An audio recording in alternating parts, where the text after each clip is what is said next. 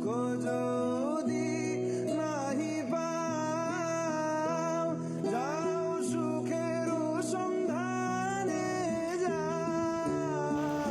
বন্ধুরা, আজকে আমরা সুখের সন্ধানে যাব রবি ঠাকুরের দেশে। তাই সকাল সকাল উঠে পড়েছি। এই যে আমাদের বাইক রেডি, আমরা এখন বেরোবো বোলপুরের উদ্দেশ্যে। চলুন।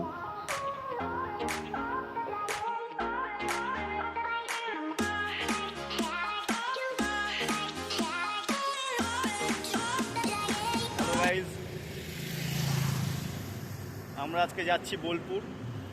এখন আমরা আছি বর্ধমানে ঢোকার আগে NH 2 এর জাস্ট ওপরে ফ্লাইওভারে।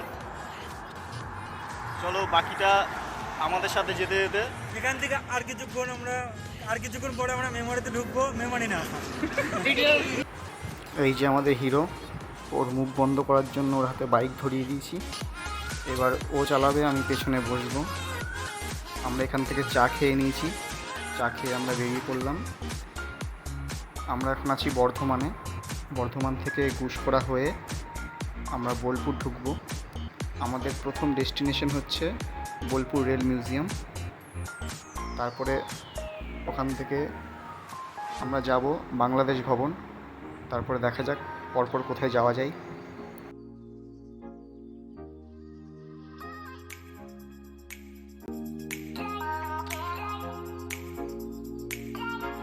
এটা তালিত রেল গেট। প্রায় 20 মিনিট জ্যামের মধ্যে দাঁড়িয়ে থাকার পরে ফাইনালি গেটটা উঠল।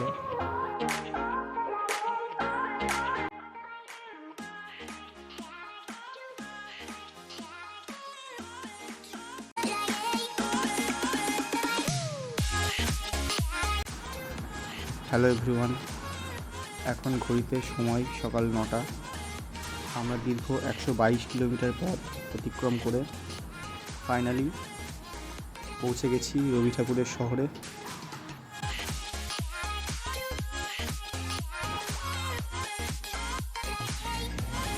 এই যে আমাদের নবাব সাহেবরা সব বসে আছে এখানে। Rail museum, Gitanjali rail museum.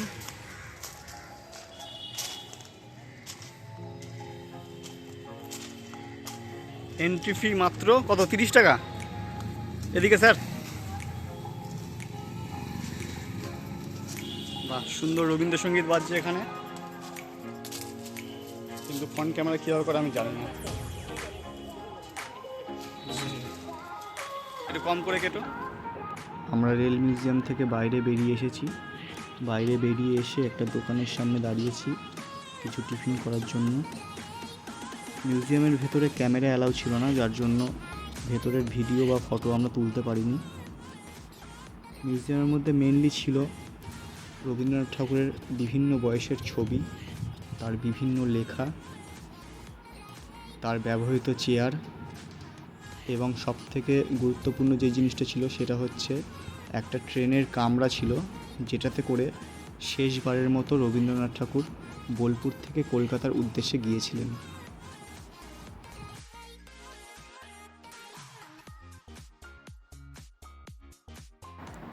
খাওয়া দাওয়া শেষ করে আমরা এখন রওনা দিয়ে দিয়েছি শহরের ভেতর দিয়ে বাংলাদেশ ভবন দেখার জন্য।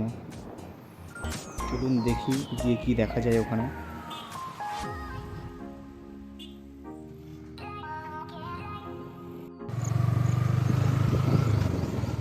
এটা বাংলাদেশ ভবন। আমরা এখন এইটাতে যাব, বাংলাদেশ ভবন। দেখি ভেতরে কি আছে।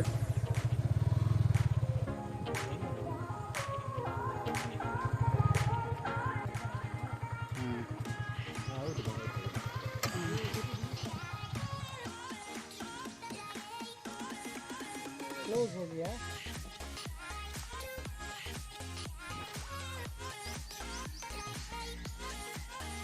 ঢোকা যাবে না কাকা? 20 সাল থেকে নাকি বন্ধ আছে। 20 সাল থেকে বন্ধ এটা? আচ্ছা আচ্ছা। এমনি ভেতরে কি আছে? আচ্ছা আচ্ছা, মিউজিয়াম। দুঃখের বিষয় বন্ধুরা, এই বাংলাদেশ ভবনটি 2020 সাল অর্থাৎ কোভিডের পর থেকে বন্ধ হয়ে গেছে। তারপর থেকে আর এটা খোলা হয়নি পাবলিকের জন্য। এর ভেতরে যা জানতে পারলাম মিউজিয়াম ছিল আগে, যাই হোক ভাগ্যে নেই তাই দেখতে পেলাম না। এটা আপাতত বন্ধ আছে।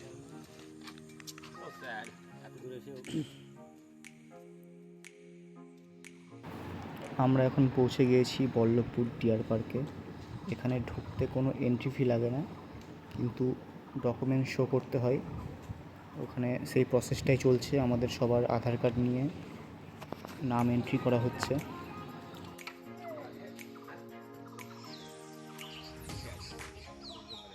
আমাদের ওয়েস্ট বেঙ্গলের কোনটা? Fishing cat.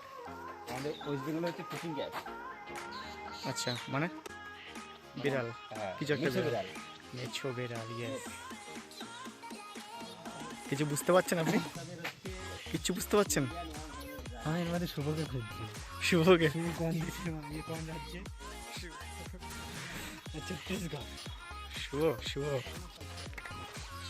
এই যে নাগাল্যান্ড আর ইয়ে আরে নিয়েছিস হরিণ দেখতে। হ্যাঁ, কোথায় কিনবে? গাছের তলায় দেখ আর আছে। আমরা একটা বাদরকে নিয়ে এসেছি হরিণ দেখাতে। সে হরিণ দেখতে। এই যে হরিণ দেখতে পাচ্ছে না। বন্য প্রাণীকে খাবার দেওয়া নিষেধ। এই আজকে তোকে তোর খাওয়া নেই, আজকে টেনিকে খেতে দিবি না, বন্য প্রাণীকে খেতে দিতে বারণ করেছে। মেন ব্লগার নতুন চ্যানেলের দাদা, একটু মুখটা আপনি যদি দেখান দয়া করে। আপনি খুব স্মার্ট লাগছে, সুন্দরও লাগছে। মাঝখান দিয়ে তুমি ঘুরলে কেন দাদা?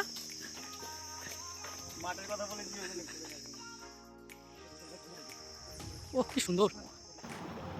প্রত্যেক গ্রুপেই একটা করে কুলি থাকে যে ব্যাগ বয়ে বেড়ায়, আর একজন লাভার থাকে যে সারাক্ষণ ফোনে ব্যস্ত থাকে, আর একজন থাকে ক্যামেরাম্যান, সে সবসময় ছবি তুলতে থাকে। আমাদের গ্রুপেও সেটা আছে। এখন আমরা বল্লভপুর ডিয়ার পার্ক থেকে রওনা দিয়ে দিয়েছি সৃজনী শিল্পগ্রামের উদ্দেশ্যে।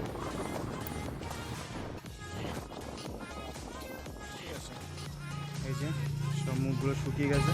এ টাকা শুকিয়ে গেছি। আমার জল বেরোচ্ছে, শুকায়নি। কোথা দিয়ে?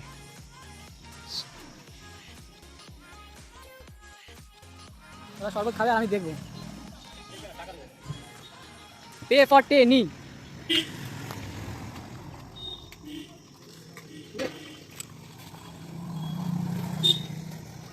কাচ্চি আম কা ম্যাঙ্গো বাইট হচ্ছে এখানে এখন রেডি। সবাই খাওয়া দাওয়া করো।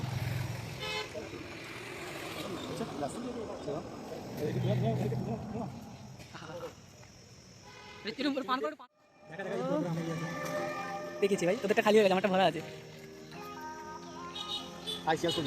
হ্যাঁ, চোষার পর চেয়াস করছে শরবত। টিকিটটা করো না।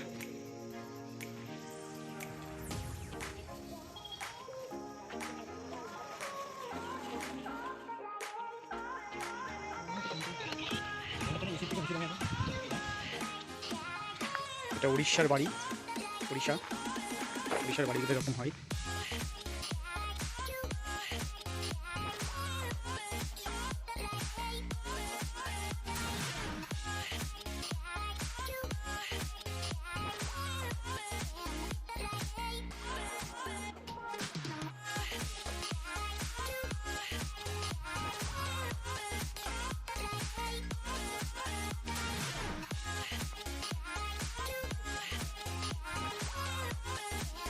এটা উড়িষ্যার জগন্নাথের মন্দির।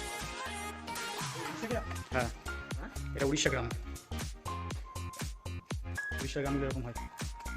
আর সিকিম কোনোদিন যেতে পারবি কি পারবি না, একবারে ঘুরে যা। এটা এটা সিকিমের গ্রাম, সিকিমের বাড়িগুলো।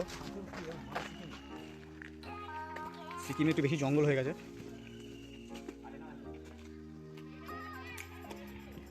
এই যে আমাদের গ্রাম বিশেষজ্ঞ, এই জুতো খুলিয়া প্রবেশ করুন লেখা আছে এই যে এখানে। অপরাধী।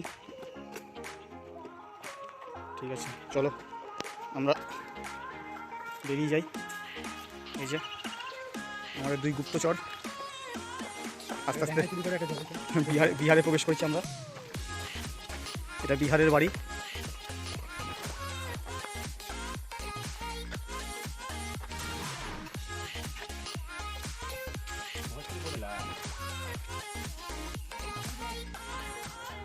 আচ্ছা, আমি বিহারের মধ্যে দিয়ে আসানসোলে প্রবেশ করে গেছি। এটা কি আসানসোলের বাড়ি? এটা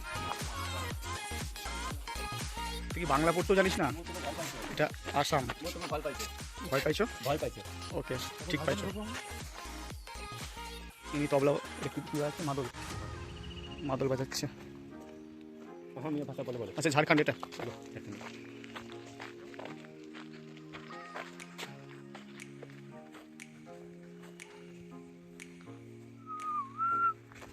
আচ্ছা, কাটা চুপ গাই। এটা Manipur. This is Manipur guys. This is Tripura.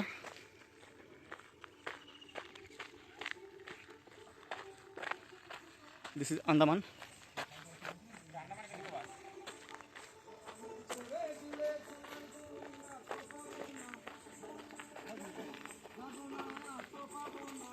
এটা নিকোবর।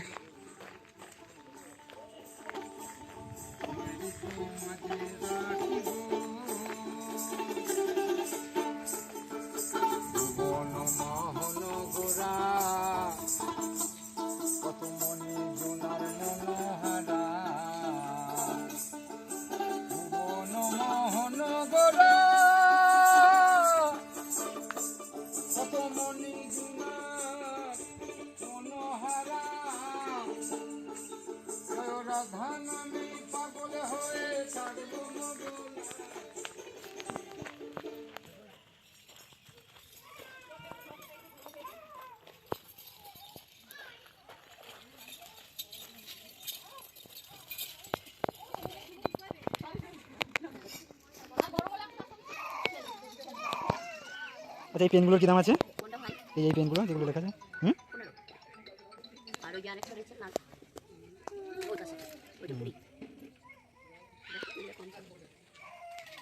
আর বাচ্চাদের খেলনা কি আছে এখানে?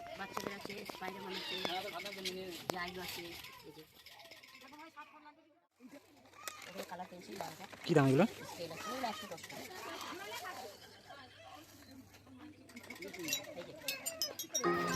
শিল্পগ্রামে আমাদের মোটামুটি ঘোরা হয়ে গিয়েছে। এবার আমরা শিল্পগ্রাম থেকে বেরিয়ে যাব সুরুল রাজবাড়ির দিকে।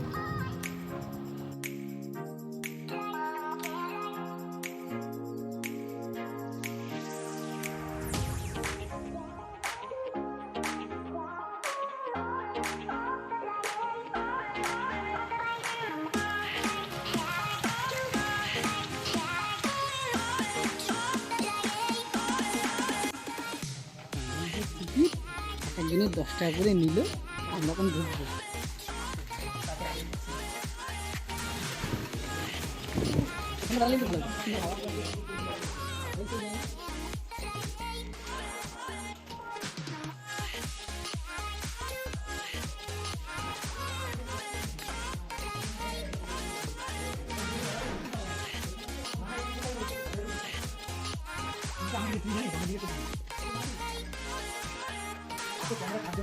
সকাল থেকে এসে পর্যন্ত সারাটা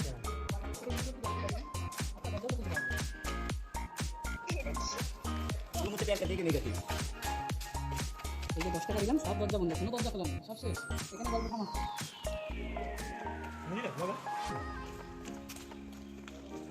দেওয়ালগুলো আছে। রাজবাড়ি থেকে আমরা বেরিয়ে এলাম। ওখানে দেখার সেরকম কিছুই ছিল না। এখন আমরা যাব প্রকৃতি ভবন মিউজিয়ামে। আমরা পৌঁছে গেছি এখন নেচার আর্ট মিউজিয়াম, প্রকৃতি ভবন। এই আমার একটা রাইডার ঢুকলো, আর গেটের সামনে রেখে তো যাতে কেউ না বেরোতে পারে। এখানে এন্ট্রি ফি কত?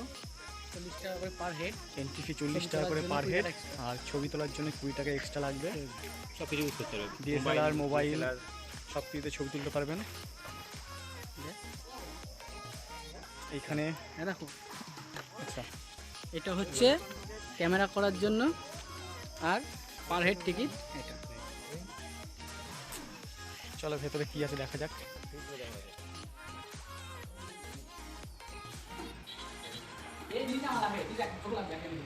This is ভাল্লুক and this is real life ভাল্লুক।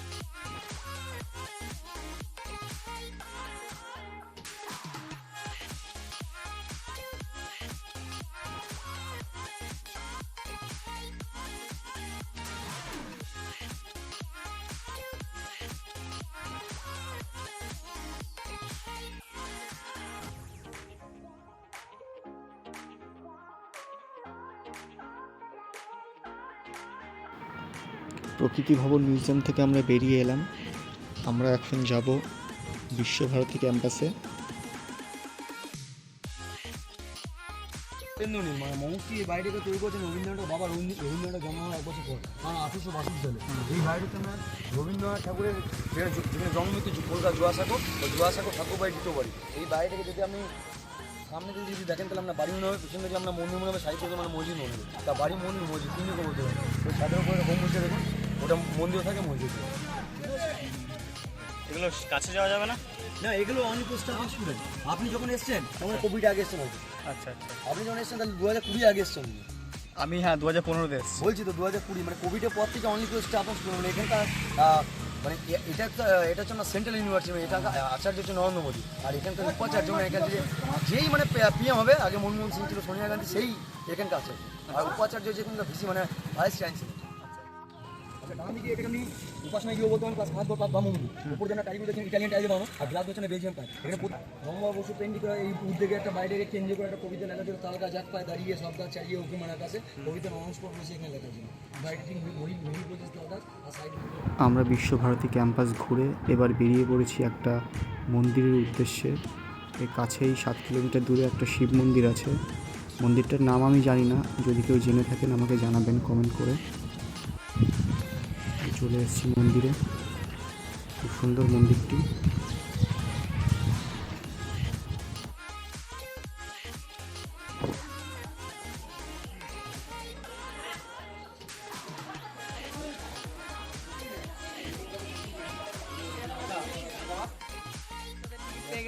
আমরা এখন টিকিট কেটে ভোগ খেতে যাচ্ছি।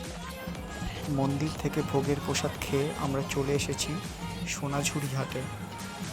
এখানে শালবনির পাশে হাট বসেছে।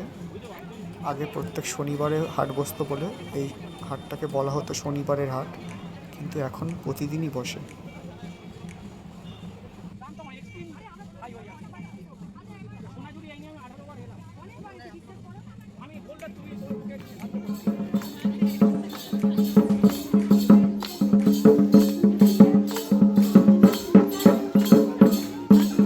আমাদের আজকে বোলপুর ট্রিপ শেষ।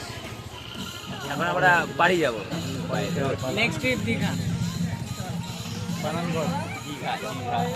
তারপরে ওইখানটায় যা যা ডিটেলস সব দেখানো হবে, দীঘার ডিটেলস। আবার দীঘা থেকে আমরা কোলাঘাট হয়ে তারপরে ফেরার চেষ্টা করবো, নাহলে হয়তো আবার দীঘা থেকে দীঘা ফিরবো। আপাতত টাটা। ঠিক সন্ধ্যা নামার আগে যেরকম পাখিরা তাদের বাসায় ফিরে যায়, আমরাও এখন ওইভাবেই আমাদের বাসায় ফিরব। কারণ আমাদের মায়েরা প্রেশার হাই করে আমাদের জন্য অধীর আগ্রহে অপেক্ষা করছে যে কখন আমরা বাড়ি ফিরব। যতক্ষণ না বাড়ি ফিরব তাদের শান্তি নেই।